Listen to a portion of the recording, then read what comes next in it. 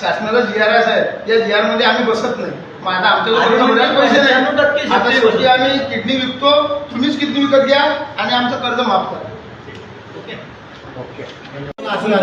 बुलढाणा जिल्हा महाराष्ट्राचे जे शेतकऱ्याच्या मुळाचे जे मुद्दे आहेत ते सोडून देतात, मुळावर बसायचे प्रयत्न चालू आहे, असे आदेश काढायचे का कलेक्टरने? आम्हाला साहेब मी काय म्हणतो, साहेब फाशी घ्यावा काम यालाय.